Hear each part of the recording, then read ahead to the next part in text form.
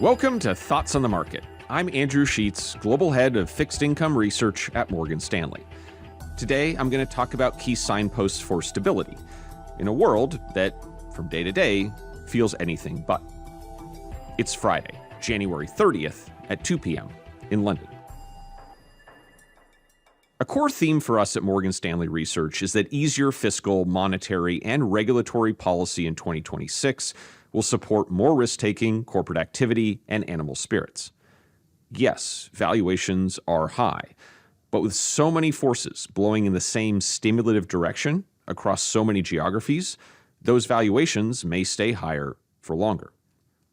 We think that the Federal Reserve, the Bank of England, the European Central Bank, and the Bank of Japan all lower interest rates more or raise them less than markets expect.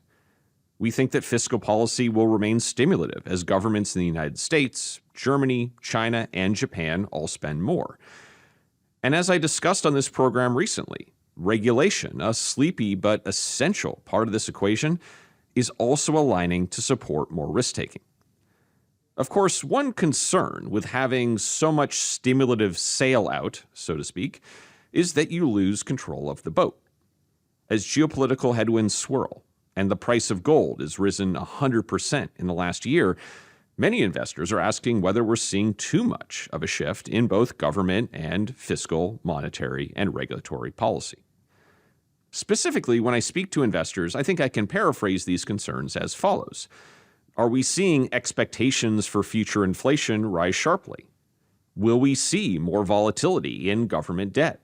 Has the valuation of the US dollar deviated dramatically from fair value? And are credit markets showing early signs of stress? Notably, so far, the answer to all of these questions, based on market pricing, is no.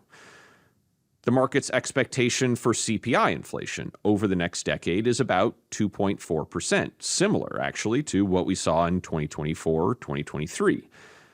Expected volatility for U.S. interest rates over the next year is, well, lower than where it was on January 1st. The U.S. dollar, despite a lot of recent headlines, is trading roughly in line with its fair value based on purchasing power, based on data from Bloomberg. And the credit markets, long seen as important leading indicators of risk, well, across a lot of different regions, they've been very well behaved, with spreads still historically tight. Uncertainty in U.S. foreign policy, big moves in Japanese interest rates, and even larger moves in gold have all contributed to investor concerns around the potential instability of the macro backdrop. It's understandable. But for now, we think that a number of key market-based measures of this stability are still holding. While that's the case, we think that a positive fundamental story, specifically our positive view on earnings growth, can continue to support markets. Major shifts in these signposts, however, could change that. Thank you, as always, for your time. If you find Thoughts on the Market useful, let us know by leaving a review wherever you listen, and also tell a friend or colleague about us today.